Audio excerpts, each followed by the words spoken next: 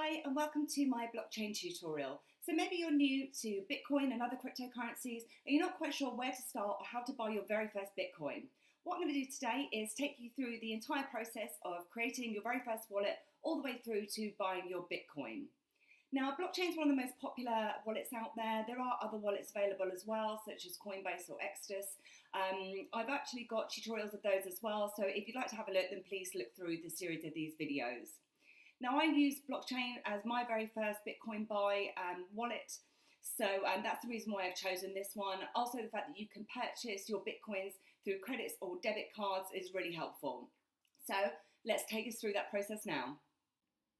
So if you navigate to Blockchain.info, please ensure that you put the exact address into here, maybe put it into your bookmarks, so that you're always ensuring that you're going to the same site. Now, like I said, blockchain is one of the most popular and well-trusted of wallets. Obviously, they're saying here they're that #1 digital wallet. They've got 100 million transactions with 15 million wallets out there as well. So what we're going to do is go through and create our first wallet. Now, these wallets are obviously free as well. And in here, make sure that you put in quite a complex password so that that is strong. And then go through and read the terms and conditions and then click on to continue. What it's now done is gone through and created that wallet for me, and it's given me an identifier as well. What I now need to do is verify my email. So I'm going to go to my Gmail account here and click onto this email. Now in here you can see that I've got a wallet ID. Now this wallet ID is almost like a username that you would use to log into any kind of application, or almost like your kind of credentials. Now this is something that you need to keep personal to you, so please ensure that you have a copy of this wallet ID. Maybe print it off and put it into a safe, maybe put it into a password protected document, something like that anyway, and keep that personal to you. Now, obviously, this is just a test account that I'm using so I can show you my wallet ID, but just make sure you keep that personal. And obviously go through and verify your email. Now that's done, I'll return back to my blockchain website. And I'm just going to exit out of that for the moment. What I'll do is I'll take you through the different options here on the left-hand side, and then we'll go through and show you how to buy your very first Bitcoin and all the different options in here as well. So what you have when you first go into blockchain is like a dashboard. So from here you can send and receive Bitcoin or Ether. You can view your balances, you can view how the value is tracking. You can go through, and they also have a mobile app as well, which I find really helpful. One of the good things about the mobile app is that obviously you can use your own additional security like fingerprinting and things like that. And you've just got a nice little app that you can download if you wish. So blockchain allow you to have two different cryptocurrencies, which are Bitcoin and Ether. So you have two different wallets. So you have your Bitcoin wallet. So when you click on here, you can send and receive Bitcoin, and you can view any transactions that you may have made in here. And then you have Ether as well. So you can get started, have a look at your transactions again. You then have the option in here to buy and sell Bitcoin. Now we'll go through that shortly after I've gone through the different options. You then have an exchange. So in here, you're able to exchange from Bitcoin to Ether and Ether to Bitcoin. You then have your security center. So this is the section I'm going to go through first. Now we've already gone through and we have verified our email, so that's all good. Now the next thing you have is a backup recovery phase.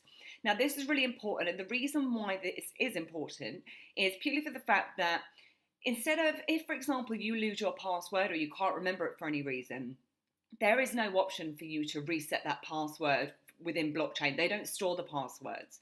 So what you need to do is ensure that you have a backup recovery phrase. So for any reason you can't remember your password or you can't remember your details, what you can do is revert back to this backup phrase. What it does, it provides you with a list of words. So I'll just take us through there. And it gives me some words. So it gives me sort of north, stairs, narrow, prevent.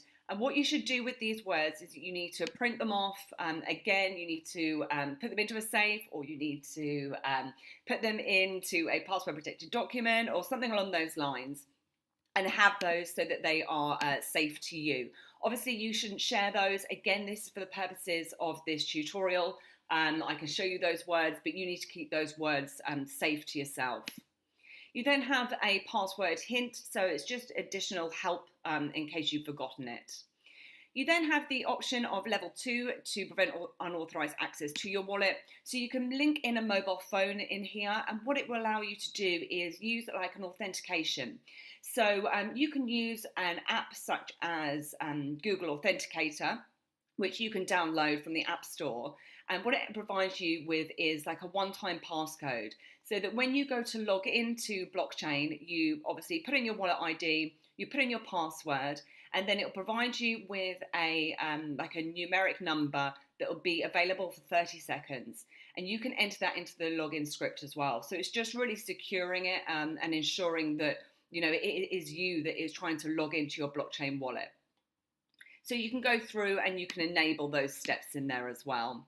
You then have an advanced level of security as well, where you can block Tor requests. If I now take us through to our settings. So in here, it provides me with my wallet ID. So this is the ID that we got provided to in our Gmail earlier on. So this is my unique wallet ID that is personal to me, that I must not share with others. So this isn't the address that you use to send or receive Bitcoin or anything like that. It's purely your, you know, your credentials, so to speak. In here as well, you can pay your mobile phone like I explained. You then have preferences. So in here, you can put in your mobile number. You can choose a wallet language. There's a lot of different languages within this section. Obviously, I'm English, so I'm keeping that to English. You can then choose your local currency. Again, I'm from the UK, so mine's currently set to GBP, but there's loads of different currencies in here that you can use. You then have Bitcoin unit, so you can obviously choose from Bitcoin, millibitcoin, or bits. You then have notifications, so you can be notified via email or via SMS when you receive Bitcoin. You then have things like the auto logout. So this could be really important if, for example, you you keep yourself logged in and you forget to sign out. What you need to do is you need to you can change the different period of time here, so that it automatically logs you out and no one can nip onto your computer and start using it. Now, I personally would recommend clicking on the sign out button as soon as you're finished, but this will just give you kind of like an additional layer again, and ensuring that you can, obviously log out of this account. Now, if you are using a public computer, such as an internet cafe, or using someone else's computer, again, just make sure that you click on sign out, but you do have that additional layer of auto log out there as well. In terms of security, so this is where we have the wallet recovery phrase. So like I said, this is just in case you forget your password. You can change your password in here as well. You have your password hint. You've got a second wallet password. This is where you can enable that two-factor authentication with that one-time code as well. And you can have a remember in there as well. Then you have addresses. So in here, you can manage different addresses. Say, for example, you wanted to categorize things within your Bitcoin wallet, and you wanted to say all my expenses, and you want to put all your categories in there as well, or everything that's receipts, everything that comes from a certain address. It just kind of, you are your own bank. So what you're essentially doing is just categorizing things and explaining, what the different addresses are for. You've then got an FAQ section in here as well. So, very simple questions being answered. If you've got any questions you want to ask me, please feel free. But this is in here as well, so it's just kind of helpful. So what I'm going to do now is go to buy our first Bitcoin. Now, before you go through and buy your first Bitcoin, it's always important that you verify all your information. So put in your mobile number. They might ask you for further verifications, such as your address, and where you're from and your date of birth and things like that. So just make sure that you go through all of those steps.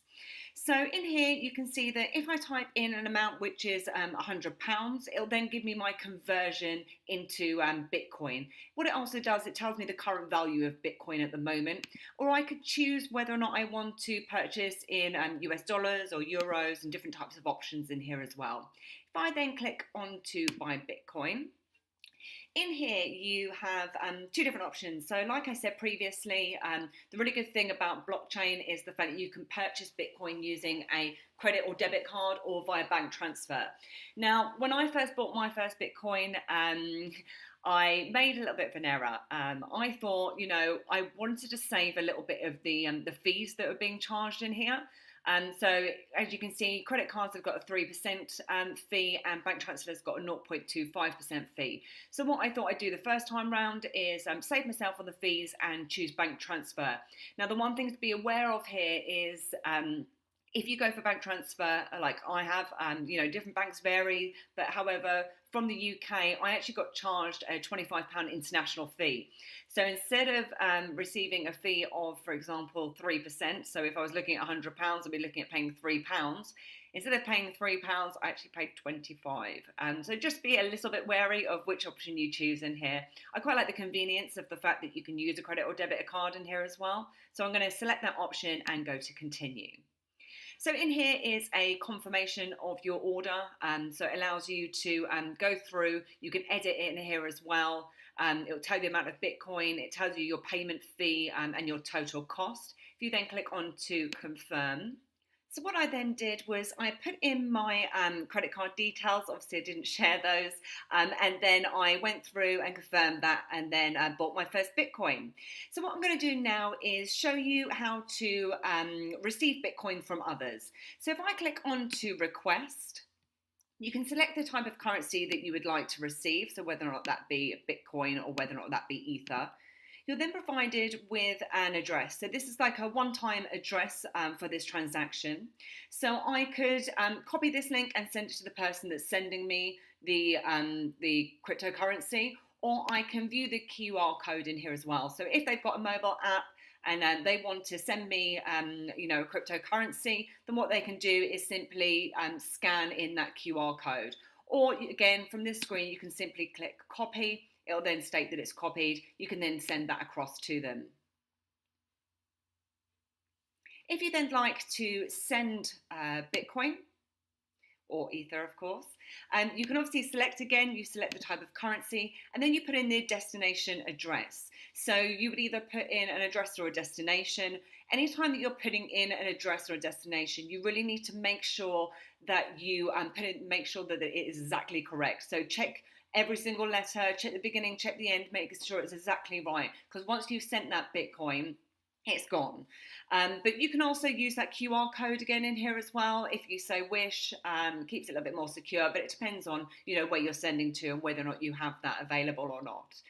If I now choose to send a certain amount, for example, if I put in $5 here, again, it does that conversion for me. And then it allows me to put in a description. So I could put in a description in here to the person that I'm sending it to. And then it will obviously give it a description. So it's just, like I said, we're our own bank. We're just categorizing. We're putting descriptions in here just so we can track things through the wallet. We then have an option in here for the transaction fee. So you have an option to go regular, which is, they say the current confirmation time is 1 hour plus, or you can go priority where it will do it under an hour. Now I tend to find I mostly use the regular system purely for the fact that it normally happens under an hour anyway.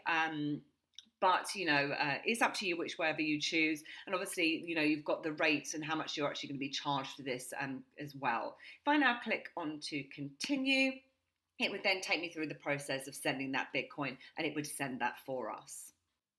So that was my blockchain tutorial. I hope that you found it useful. If you're interested in seeing more from this series, then please hit subscribe. There's a few other tutorials in there as well that you may be interested in, such as Coinbase or Exodus. If you liked it, then please give me a like, or if you have any comments, please put them below. Thanks, and I'll see you soon.